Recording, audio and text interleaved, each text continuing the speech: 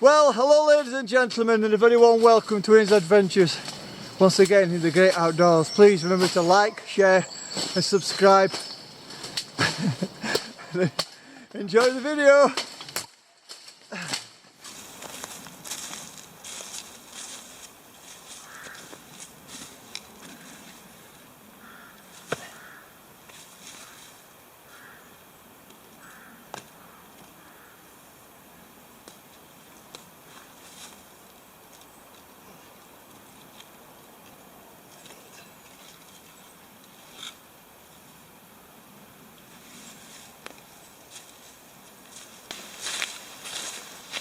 Building up here fire surround.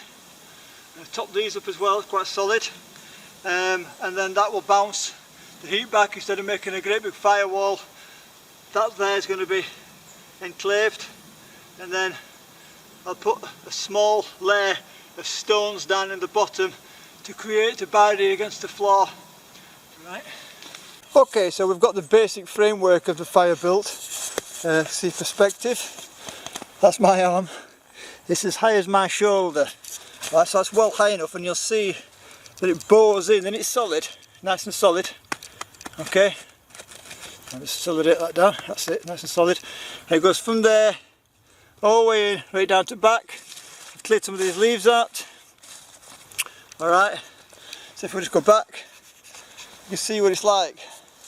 It's a sort of firewall, and the reason it tips back is to bring the heat back in again. Stick a walk around, you can see it's reinforced around the back. There you go, nice and solid. I'm going to work on the top a little bit slightly just to ensure everything's totally solid, but other than that, that's as I want it to be. Now what I'm going to do is I'm going to go down there now, except take that top off because it's got a bit warm. I'm going to put a bed of small stones in the bottom of there so I don't damage the floor too badly. Alright, I don't necessarily like having fires, but in an environment like this you can see there's nothing around me, nothing's going to take flame, and any ashes are just going to go up there. You see also the canopy, can I just point out that there's no top there, because they're pretty strong trees, there's no top there that's really going to hurt me. All this sort of what I would class as small trees, so during night we'd have to have a pretty bad storm. Even though there are all these branches on ground, these have been here for a whole long time, and they are quite sparse in comparison to the amount of trees that's here. I think I'm pretty well safe. Okay, so the next point, I've found a lovely slab. There's a lot of stone around here, so obviously a situation like this you utilise what you've got. So yeah, a lovely big slab to work on. Obviously in a situation like this where the weather's fine, you're not in any rush really to build a shelter straight away. There's been times when I've come up here and not even bothered building a shelter above me, so well, I've bought a small tarp in case I need it, but I don't think I'm going to need it tonight. I don't think we're going to rain. So yeah, I think a house's main point is the kitchen, and I think a campsite's main point is the fire if you're having a fire. So the first thing I do when I come out into an environment like this is I'll build a fire and turn that fire into a cooking utensil. It basically becomes my camp cooker, my heating, and obviously it's warm at night, but also sort of it's a friend during night if you follow me. That's all solid now. I've padded that down nicely. I had an issue with that top stone there, but that's been settled now. So there you can see, if I can just go around here, so we've got this three-dimensional shape which has been totally secured all the way around. You can see a gap there. I'm going to stick a rock in there, but other than that, that's going to hold heat. Some little few gaps in there I'm going to fill in, but other than that, that's going to hold heat and bounce it back into this area with these 4 trees which I've chosen, and I'm going to start building that soon. So it proves to be an interesting afternoon. Okay, upward and onward. Thanks Mike, it's made my job a whole lot easier, mate. Now this piece of wood and another one like it is going to be planted up the back of the tree, jammed in the bottom and held at the top with paracord. And what I'm going to do is I'm going to jam pieces of wood down the back of it to build a wall. Now none of this wood that's on the ground is what I would call dry fall. It's a lot of it's rotting and such like, and though the stones are quite frequent, the trees and branches of this length necessarily aren't. Okay, a lot of people might say, if you've got a saw, mini saw, why would you need an axe? Well, an axe can do a lot of things that a saw can't do, and also if the wood's all wet, it's going to keep snagging, so you're going to need an axe to be able to chop stuff down. What I'm going to do here, because I don't have a digging tool, never needed one to bring it, so what I'm going to do is I'm going to make a digging tool like this piece of wood. I'm going to cut it there to there, and I'm going to trim it off with the fisker to get a sharp point, and I'm going to dig an hole in each end of here and plant my tree. The reason I can't just bang these pieces of branches in is because of the build up of foliage which has rotted over hundreds and hundreds of years, and it's basically built the floor into it's like a spring, and I want to get these into the ground so they're secure. So I'll come back to you in a bit when I've done that.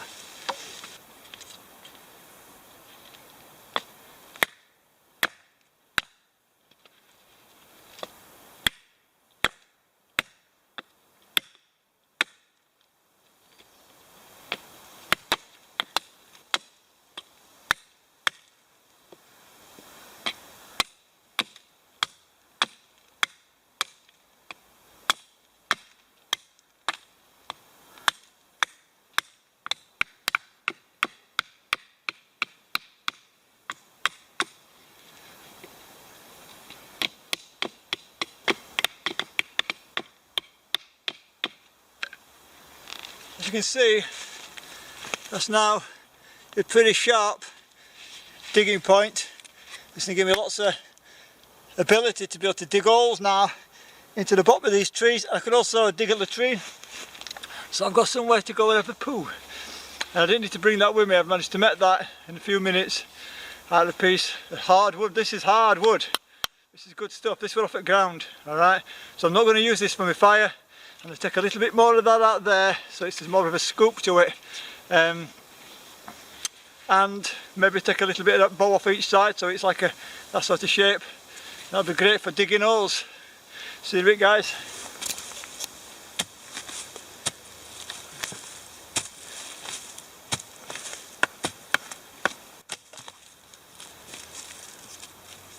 All I'm doing is making an indentation to solidify the bottom of that pole. See, ripping through that stuff in there.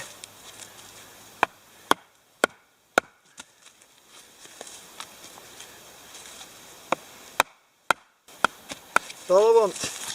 Just a hole to put that piece of wood in, and that's sharp, and that's dug that in no problem. There we go. So that's there, and that's done. So all the wood then will be piled up inside here, like that, to create that one wall. Right, guys.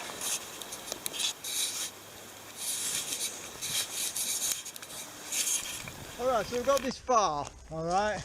Early on we got a few sprinkles of rain, and I'm not sure if we're going to get a bit of rain later, so I decided to stick the tarp on. So there you go, we've got the tarp stuck on. You can see that I've already started building the wall at the back. Now it's not going to be wonderful, it doesn't need to be. All it's going to do is keep a little bit of wind off and hold the heat back in.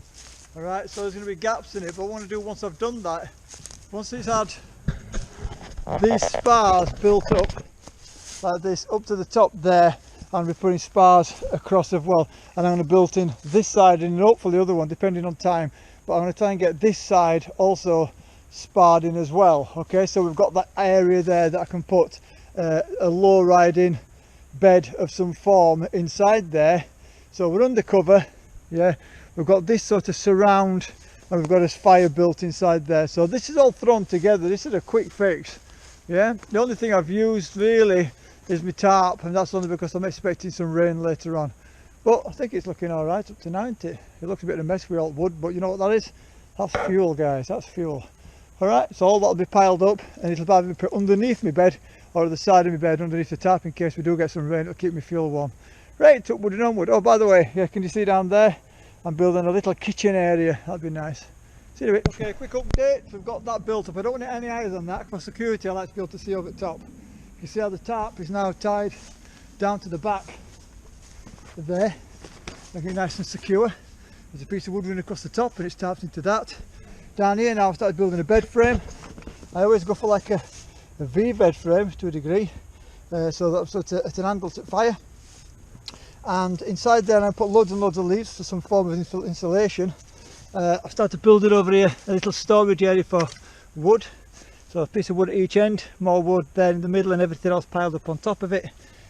These have got little V's dug into them, and that stops the cross members from moving, and that's on all four corners. So I'm going to fill that gap in now, and then we're going to have fun making it comfortable in some way, because I haven't brought a bed mat on purpose so we could do that. Alright guys, and then I'm going to build only that side up. There's only that side going to be built up. Alright, that side I want to leave open for security, so I can see over the top, I can see over all around me. You can see this area here, there's nice wide open space. I don't want nobody sort of playing silly buggers and crawling up in the middle at night, so I can see straight away with my bright torch. I've got full view all the way around. Okay, so my fire's going. The only issue with a fire at night, I think, is once you look into the fire, when you look out back into the darkness, you can't really see, because your night vision goes, because of the rods and cones in the back of your eye become overexposed by the fire. So that's the reason I use, is the reason I've literally bought this torch. It's a high power torch. If I do hear anything, I'll look. If not, I'll just let it go, you know, it's no big deal. And if it rains, at least I've got some cover there with the tarp, to a degree anyway. Okay guys, the time has now got to 25 past. No, it hasn't, it's got to 3 minutes to 5. It's been good fun, I've enjoyed it. I'll tell you one thing that you need to take into consideration when doing out like this. Make sure you don't eat too much during the day. And the reason I said that is because people work better and they react better when they're hungry. And if you know that later on, once you've finished building your little campsite, okay, your little shelter, that you're going to be able to sit down and cook yourself an hearty meal and relax and have a chat with maybe somebody who's there or whatever, or put your feet up and relax. You'll work harder and you'll get your shelter done, especially if you know you've got bad weather coming in. That'll make you work harder. So if we just have a quick glance at what we've got to now. Okay, you can see that obviously we've got the fire, we've got the little suspended pan holder. I'll be adapting that as well, so I've got variable height settings. The bed bunk is down there. I'm going to be throwing, it is slightly off the ground, I'm going to be throwing smaller branches in there so it gets softer on top, and then I'm going to be throwing some kind of coverage, maybe bracken. Like I say, with the bracken, I'm going to be making sure that I smoke it first to get sure all the ridges and everything else is out of it. If you don't like bugs, stay at home, there's no point. This is where bugs live. This is bug land, alright? If you don't like bugs, stay at home. If you're scared about climbing on you, maybe stinging you or whatever, stay at home, there's no point. Now you see how the shelter works? It's got that V effect there in the roof. Now that's where it's all coming into play now. You can see how the bed's been built in a V. The trees are in a V and the wall's in a V. Now the wall obviously is not water impregnable, but what happens is, if anybody's seen rain hit a net, the rain comes down, hits the net and then drops through, cascades down through it rather than coming straight through. And that's the idealism behind that sort of shelter. And we're putting a few more bits of wood up against that one there. That wood pile is going to build up. The fire system is going to improve as time goes by. You can see in there, I'll be putting a bed. I'll be building a bed of ashes, and I'll be getting that all started with my fire steel in a bit. Alright guys, but yeah, this is not classic bushcraft. All I'm doing here is building a shelter, and I'm just living in that shelter. Maybe you could call it bushcraft, I don't know, but there's a lot of people who do bushcraft a damn sight better than I do. I'm just sort of poking at it with sticks, but I like my fire, if I'm going to be honest. If I get a chance, I'm going to fill a lot of the moulds in so I get a bit more heat built up inside there, and also that heat's going to come back at me. And that wall, even though it looks like it's got a lot of holes in it, that is going to produce some bounce back for that heat, especially with the roof holding that heat in. So okay guys, so I'm going to go off now and get myself some bedding to put down on that bed, and lots and lots of little finer sticks, because to be honest, I'll sleep on a fence edge. I will sleep anywhere. Alright, we'll just take a little walk around and give you an idea of how it is. Now these branches at this present time are just leant against the main beams that you're going across, which are actually fixed. And if it does get windy, all I've got to do is put one piece of wood across there with a fix it at both ends, because they're all jammed into the ground, and that will hold them all in place. And like I say, this area here is going to have more branches just thrown against it basically. Now you can see how the shelter works. It's been pulled down and tied into those fixed pieces, and there's a piece going across the top there which is holding the tarp up. So yeah, I've got a shelter. I've got a fire, I've got a bed. Who needs more than that when you're out in Wales? Okay, come back to you in a bit, guys. Right, I'm going to show people the jacket I've brought, and the reason I'm not really bothered about a sleeping bag. It's a Jack Wolfskin, and it's really, really nice. Let's open this up. Got a lovely thick fleece in there. That's nice. So I've got that to wear. You can see now I've put my bracken down, and I've got my other jacket top there that I was wearing earlier, so I've got that to wear as well. And I've also got a small hat. It's not bracken, is it? Is it bracken? I always get mixed up. Yeah, it is bracken, it's not heather, is it? Why do I always get mixed up with heather and bracken? Totally bonkers. Anyway, so I've got my bed done, my fire's made, my shelter's in place, apart from a few sticks putting against that. And what I'm doing now is I want to get that variable height adjustment sorted out on there. Okay, so I'll be using my knife for that. And then I can start thinking about getting a bag of ashes down in there. I don't want to get a fire going too early because I don't want anybody to see any smoke, because that draws attention. That's not what I want to do. I've got some water left in there, and I've got 2 litres left in there, but if you look over there, okay, down that hill in bottom there's a stream that runs down from a small fishing lake, and I can get water from there. And I've got my Steri-tabs, and I've also got a really fine, it's actually a sweat rag that they use in army, is what we call it, but I utilise it as a towel or a face rag and all sorts for washing my hands. And what I have to do is to put that over the lid of the water bottle, alright, and then get water in like that. It'll filter big lumps out, and when I get it back up here I just have to sterilise it with Steri-tabs, and I've got another 3 possible litres of water, so I'm not even worried about it. And later on when it gets dark, as long as I throw my valuable stuff inside my rucksack, it's not here really for anybody to steal. Right guys, let's move on and get that variable system built. See you in a bit, bye. Okay, so that's now done. I've now got that little adjustment sorted so that you see, that hangs onto there, and it holds it just above the ashes in the fire, which is exactly where I'm wanting it. Right, so that's nice and sorted. I know I look a bit daft with this on, but this is literally to stop the midges chomping on the back of my neck, because they are starting to get a bit of a pest now. Now this is kind of stuff that I'm looking for. Yeah, look. Get some of this, because I've got a tinder bag which I carry around with me. Allows me to just strip this stuff back, stick it in my bag, and I can start processing that when I get back. Right guys, all I'm doing here is processing up. I'm making some feather sticks. Yeah, basically just feathering these sticks up. Ready? Then with this piece here I'll make some longer feather sticks, which we'll go into in a bit. Alright, these little knives here, I've done a video about this knife and the other knife, but they're just the right size and perfect for feathering sticks. Look at that, not even trying. So get these sticks feathered up, and again this stick, well sorry, this knife was made by MP Blades and Bushcraft.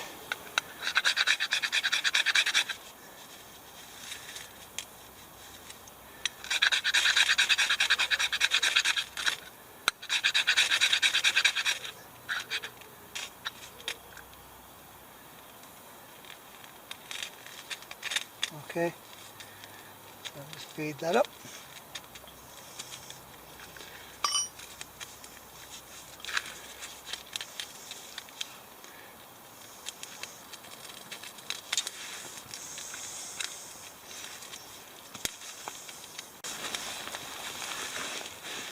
Let's not forget that fire steels are not an ancient form of fire starting.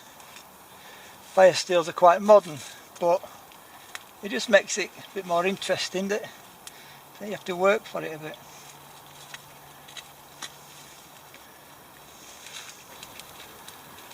There we go, all fun and fair. I'll build that up now slowly.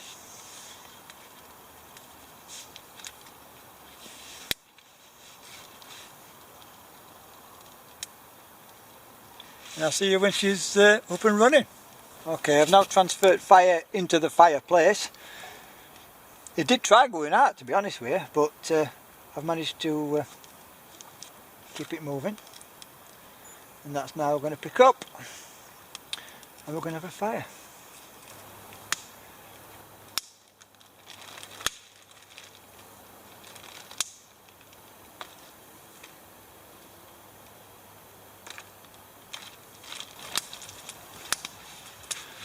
Okay guys, so the knife has looked after me, and my axe have looked after me all day. They helped me build things and create whatever. So the only thing I can do for it, now that I've got the fire built, the shelter built, everything sorted, is to look after it. Especially with a knife of this sort of grade. It's very, very important. And what I bring away with me is bring some WD-40, a sharpening tool. That's on my axe, not for my knife. Alright, and a cloth.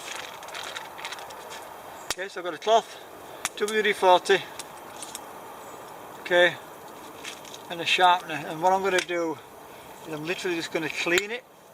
And because I've been putting the knife back into the sheath, I shall spray the sheath through with WD-40, because you get bits of wood and bracken and stick and stuff, I guess, in there, and they hold on to moisture. So while you're not actually using your knife, that stuff is getting at it. Now, can I just say thank you at this point to Barry Barton.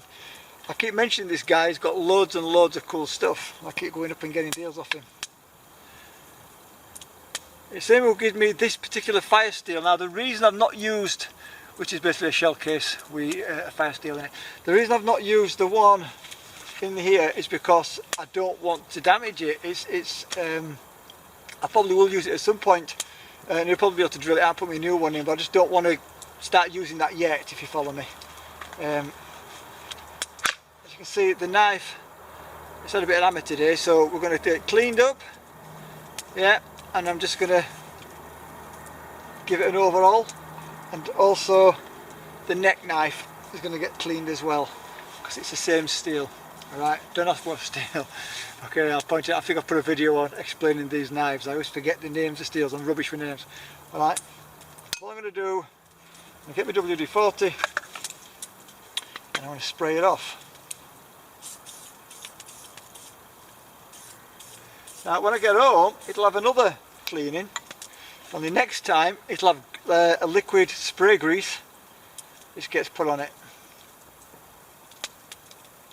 And all I'm doing is cleaning off all the excess rubbish which has got onto it while they've been out and about. Clean it blade end off the edge. Okay, I can put that down there. Then the sheath itself is just going to get sprayed through, and I'll leave that to drain off so I don't end up with all of my trousers. If I can get in there to clean some of that out, because I can see some bits now that's in there. These knives are incredibly prone, because the steel's hard, it's incredibly prone to rust, so you've got to be really, really careful with them. Not so much the Fisker, but it is affected. Right, so that's a WD-40 through it, so that's basically that knife done. I mean, it's not a big deal, is it? Not a lot to ask, just to spray your knife off and clean it and put it back in its sheath, nice and clean and sorted. And again, same thing with the neck knife. I'm going to spray it off both sides. Okay, I mean, this oil WD-40 is cheap as hell, isn't it? What's it take just to clean your knife off? I can see that coming up now. It's a penetrating oil, so it gets into things and on things and such like. It's getting dark now, isn't it? Yep, this old wood is haunted. Not far away from here, where I experienced some really bizarre things. The only issue with using WD-40 and oils is that you're also working with cameras. You've got to be very, very careful you don't get onto the lens. Okay, so that can go back in there now, so they're done. For time, you can see what time it takes. You'd be stupid not to.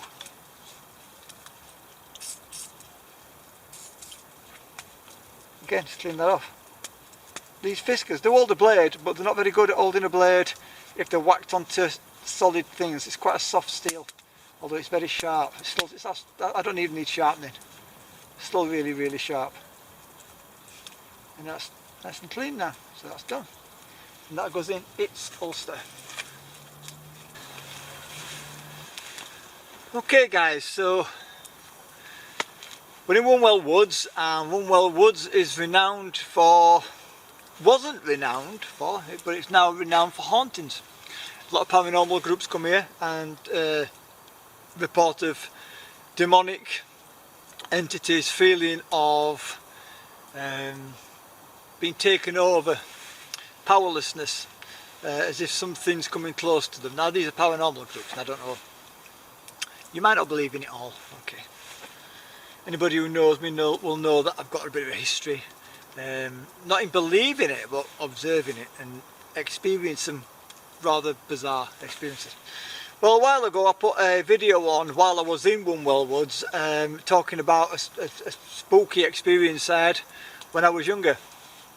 At a big old house in Gloucestershire near Nimsfield, just up the hill from Woodchester Mansion. And that was quite sublime for me. It was quite a strange experience. But since then I've had quite a few other strange experiences, and I used to bring ghost tours to Wombwell Woods because I researched it. It's not about going online, it's about going to see the local people, finding out the urban legends and folklores and personal experiences and things which people have experienced themselves in woods like this. And I'm not saying it's secluded to this wood, there's obviously woods all over the place which have apparently had these strange experiences, and people have seen things and felt things and such like. Now while I was at the other end, to my right hand side, back behind me, is a lake, and beyond that there's a quarry. It's an old quarry where they used to take stone from, obviously.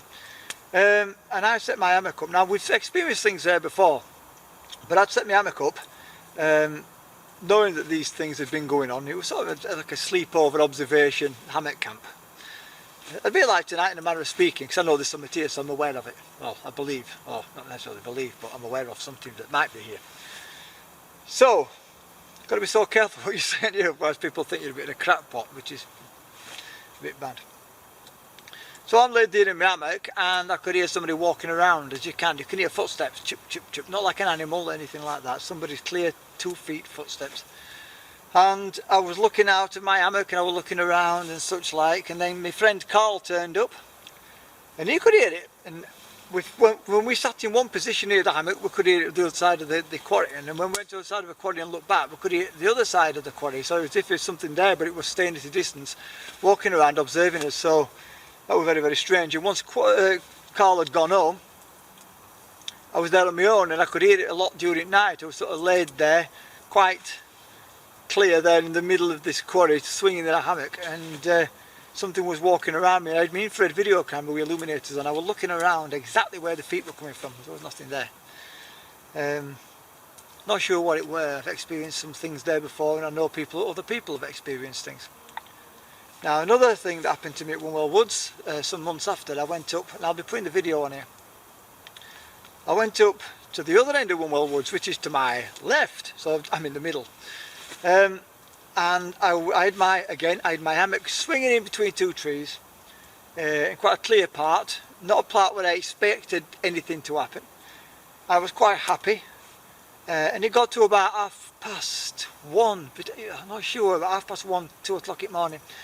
And during the night, trees relax, so you got 2 trees like this, and then during the night I had to relax. And because the hammock and my body weight was in it, was trying to pull towards, so the hammock was starting to drop slightly low to the ground. So I jumped out of my hammock and I went up just to adjust it, and must have been 20, 30 feet away from me. I could hear a small child, and to this day I so wish I had my video camera running, because you can tell people things, it's like, yeah, whatever. I could hear a small child singing a nursery rhyme. Now you've got to remember, I'm a long way from any houses, not ridiculously far, but I'm a fair distance from any houses. So a small child singing the nursery rhyme, I won't hear it. Now I heard this clear as a bell. I didn't recognise the nursery rhyme, but I definitely heard it. And I just froze. I thought, straight away I thought, no, this can't be right, there's something wrong about this. And my senses were on end and such like. Obviously then the imagination starts kicking in. Anyway, I managed to calm myself down, got him sat back in my hammock after I'd adjusted my hammock straps, and I was laid there in my hammock and I was just starting to nod off and I started feeling cold. The camp I was doing, I was wearing an Eastern European Special Forces canvas jacket coat. And I was using this coat and I thought, see how, because it was winter, and obviously I thought, see how warm, you know, long I can do it at night, I can go without having to use another sleeping bag. So it got to the point where I thought, I'm getting really cold here, I've got to be careful. So I reached underneath the hammock to my Bergen to get this jungle sleeping bag, the one I've got here tonight, the same one. And I pulled it out and I put it on top of me, and I became aware of something to the left hand side of me. You know, your senses say sort of second sense or third sense, sixth sense, it's just sixth sense. I turned around and looked at the tree next to me, and there was the shape of a small head. Now obviously I ain't got any lights on as such apart from my head torch, and I turned around, I saw this silhouette, and then I'd have been alright with that. I've mentioned this before, if it had been a plastic bag or it had been something on the tree, fair enough, I got a bit spooked and blah blah, but it ducked down. And I just laid back in my hammock. I thought, no, that can't be right. And I just started to peek over the edge. I had to look, but no way we're going to sleep otherwise. I started to peek over the edge and I looked down and there was nothing there, and I definitely saw that. Now people can take my experiences as they want to, it's no big deal, whatever, but that's things that happened to me. So yeah, it's a bit weird tonight being here again on my own. People normally after that had happened would say naff that and bring the mates round. I'm not going back in them woods, it's too scary. I find it interesting, and I've always had a firm belief that these things will come to you when you're on your own. And I've always wondered what happens after we die, and I think if I was to see something so sublime that it was so obvious, it'd sort of settle that. So maybe long term it might settle me, knowing that once I pass from this world, we could say a ethereal world, and pass on to something else rather than just disappearing into nothing, just becoming loose energy, just dissipating it back down. Anyway, I thought I'd share that with you. As I was here in an apparently haunted location. A lot of people don't like ghost stories, they don't like anything to do with the paranormal. I think it's important to keep an open mind, and it's important to look at other people's experiences and listen to other people's stories and learn by them, because even though you might not have experienced something, don't mean that it's not there. I mean, a lot of people might not have done a skydive, but people will tell you what it's like. Alright, so that's it, I just thought I'd throw that in. I'm now going to get these ashes sorted out and see about getting myself a nice cup of coffee. Here we go, Mike. I'm bringing it with me, everybody. Cornies, knives and camping. It's now my go-to cup when I go camping. I will break it at some point. Oh, yeah, we've got some more, Mike, but it will go on every camp I go on, buddy. Alright, so with that, woo, spooky, spooky. Right, I'm going to go and turn this off and disappear back into these ashes and let the rest of the woods turn to darkness. If anything shows its face over the top of this fire, I'll cack myself. See you in a bit, guys. Right, okay people. You thought you got away with this one. It's cooking time. But today we're not using a cooker per se, we're using the fire. And to do this we're going to be using, be careful here because this has been next to the fire, it's got a bit warm, the cook pot, as you would. And I've got these, if I can just pop this on, I've got these boiling bags. I've got one in there. I only meant to bring one, but I brought another one by accident. And being greedy, being greedy, I'm going to eat it. So we've got them. Got these curries boiling bag. Okay, so that's there. And then we've also got this, I think it's olive oil soaked bread. So that's there. Alright. And then I've got these croutons, which basically it's a case of you put them in water and leave them to simmer, and they all swell up. So I'm going to boil these up first to get them warm, just crack edges off as you would do with an army ration pack, and then I'm going to, the water that's left inside, I'm going to bang some of these in and get that, and then I'm going to pour them into that, then I'm going to eat them with that bread. No rice today. I'm sick of rice. I eat too much rice. Okay, so I'll get back to you once I get this on to go. I'll see you in a minute. Right guys, there's been a bit of a change of plan. I had every intention, let me get that right, I had every intention of doing the boil in the bag business, but I've suddenly realised because I'm cooking in a fire, it's just going to melt the top off a bag. So what I'm going to do is I'm going to cook my croutons first, then I'm going to put my curry in, and even though it's going to mess my pan up a little bit, I don't want it stupidly hot anyway, it's already pre-cooked. So, get that on. So I'll be doing that, alright. That's what we're going to be doing. There it is. Let's see, show you down there into the fire.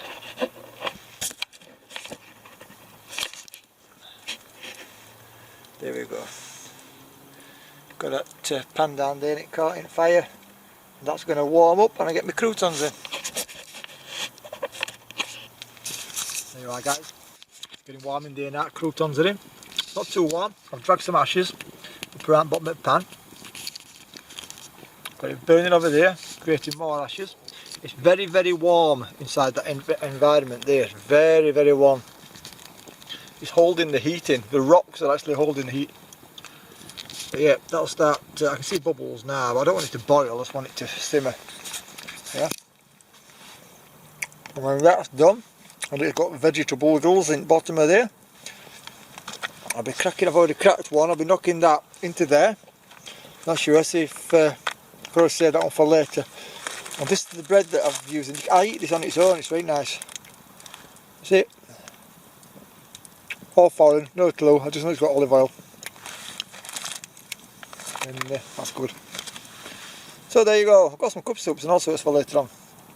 And I've got some sweets. There. So it's all good. Right guys, okay, so that's sorted. Ooh, spit myself on rock. That rock's got really hot, it's really warm inside this area here, it's really hot. So all my vegetables here, see them? Yeah, I think you can. All these veggies there are all nicely cooked. So what I'm going to do is I'm going to filter that water off. Right over here. There's a lovely little top. It says. And then a lot of people say, oh no, you should drink that. Believe me, it's already been processed, this veg, there's not much left in it. Okay, so there we go. So if you see there, you got those vegetables in the bottom, yeah? I think you could see that. So we're going to stir all that up. And I get one of these now. I've got to be really careful here that I don't burn this. Okay.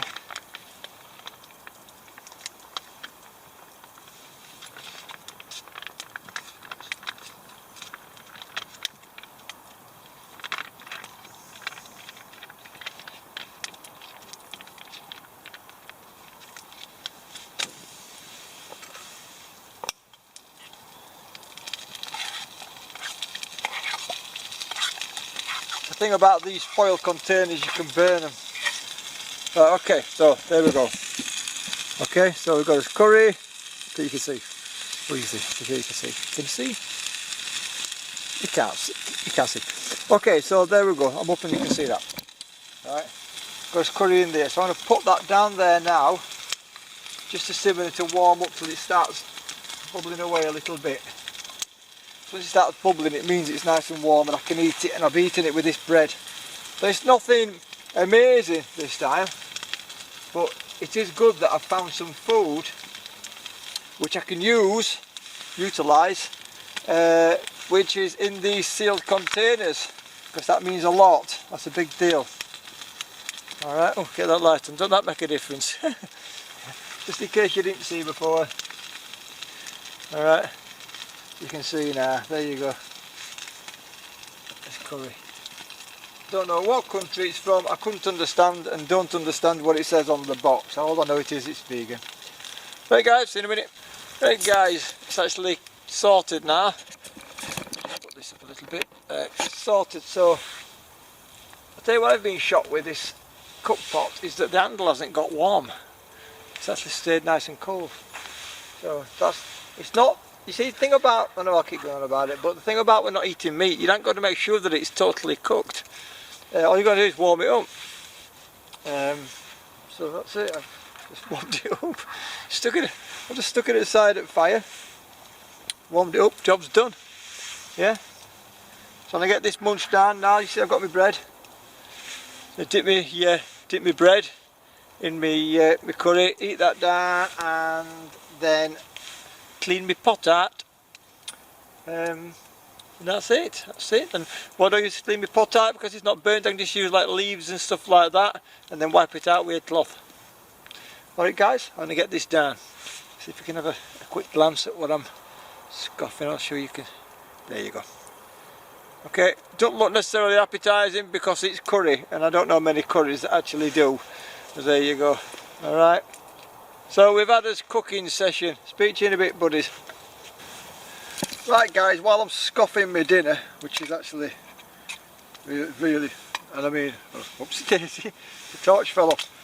My high-tech lighting system. Right, while I'm scoffing my dinner,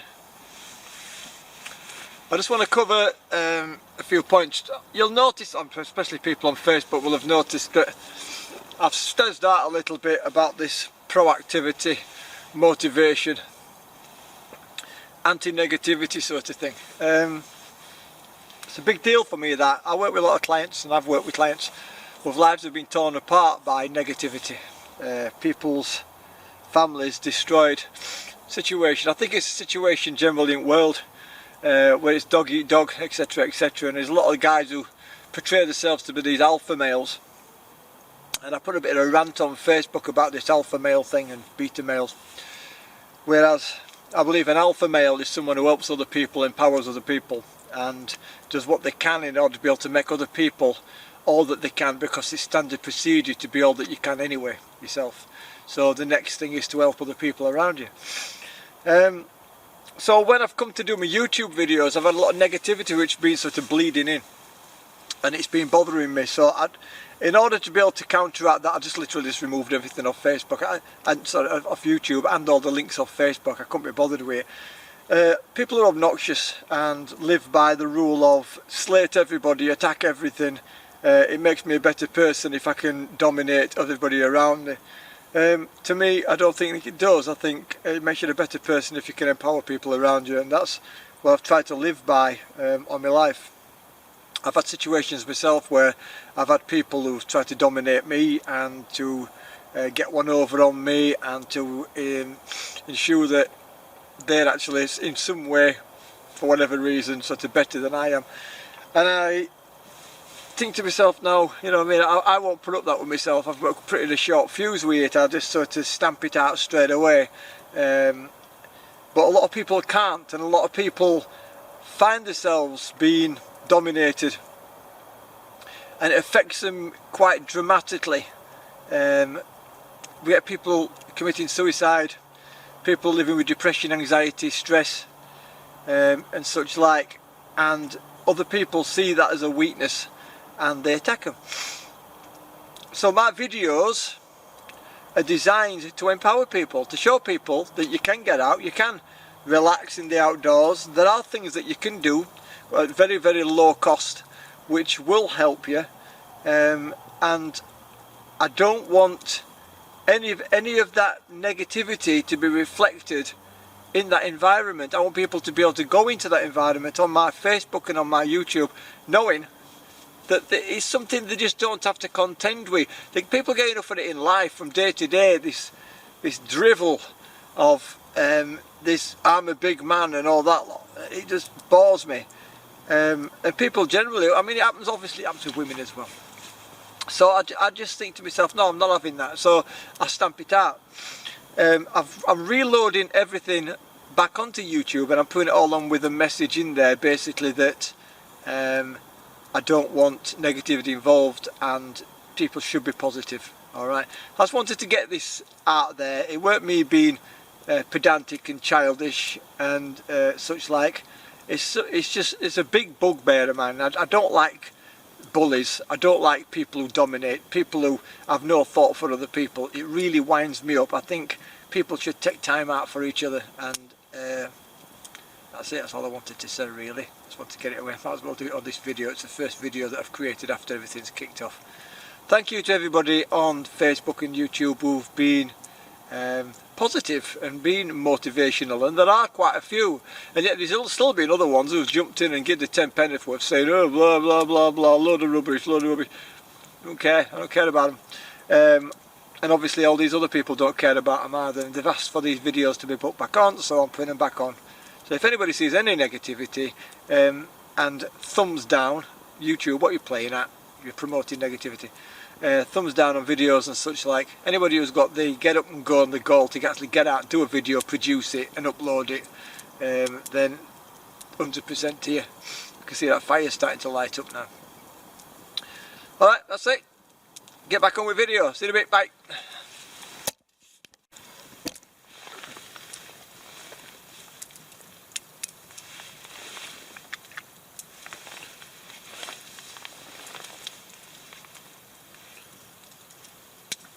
Right guys, it's good for 2:30 in the morning. I've just managed to grab a few hours sleep. You'll notice now I've got my coat on, and I've got my, I don't know if you see that, but I've got me like a more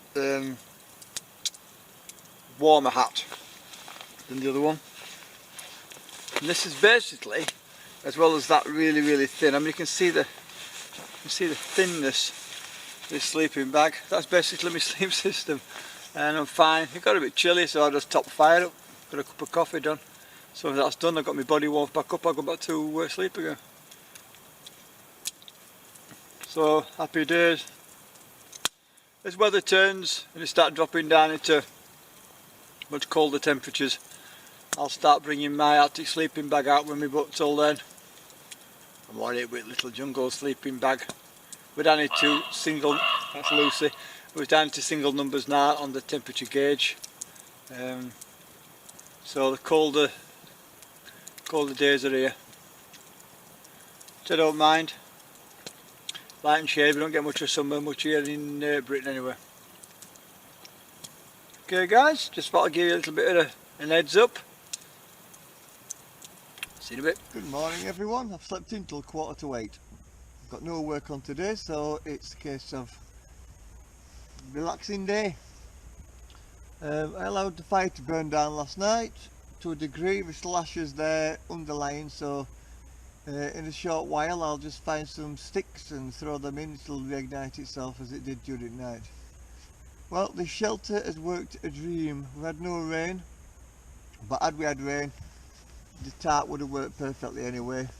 The bed, not the most comfortable bed in the world, but then again, don't really matter. If I wanted it to be comfortable, I'd have put more bracken down. But like I say, I can sleep on the fence. All in all, absolutely brilliant. So I can sort myself out now, and in about an hour I'll start to pack down because I'm in no rush. And I heard foxes last night and I heard an owl. So I'll see you all in a short period of time. Hello again everybody. Right, as you can see, a very simple process of finding tiny little sticks and twigs and popping them in, and the ashes that are underlying basically just ignite back up again. I think it's really important that we look after this environment, especially, well, everywhere really, but especially places of natural beauty like we've got. Like this wood, it has got some damage, but it's not as bad as many woods that I know, which is why I come here. This setup I've got here will be left up when I leave, apart from the tarp. I'm taking the tarp with me because I've got a friend who's coming down and stopping here tonight. He's found out that I'm here, and he says, you know, could I just leave it together for him so he can come down and use it. But I think he's bringing a bed mat and some other slight luxuries. So I've said, yeah, that's fine, not a problem. I've got some people coming past now. Little Jack Russell just run past. So yeah, I'm going to get myself a cup of coffee on the go, and then I think I'll stick my bag on, because there's hardly anything to go in my bag, very little, and I'm going to take a wander around the woods. Okay, right, it's time for off. The fire's now out. You see a little bit of steam there because I've just poured the rest of my water on fire. That's now going to go out. I'm just going to go over the environment to show you that there's no mess, no rubbish left. There's nothing there. See, I've taken the tarp down now. Right, okay, paracord. I've left a little bit of paracord. I've stripped most of it away. But I've left a bit on because he's going to remove that and burn it before he leaves.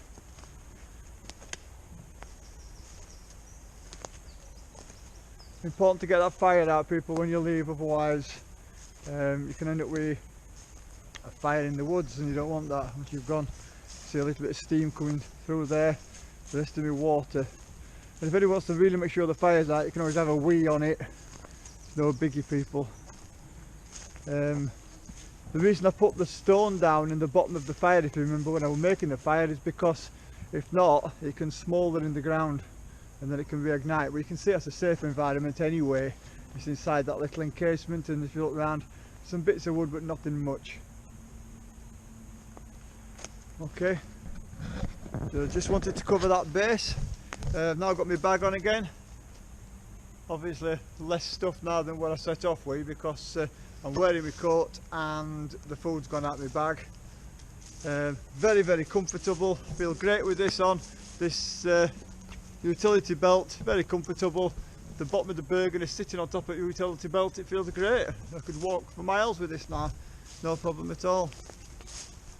Alright, what a beautiful place. Let's have a quick last look. The mist of the morning and the sun shining down through the trees. What a wonderful, wonderful place. And I'm lucky enough to live within miles, a few miles of this, and there's nobody here.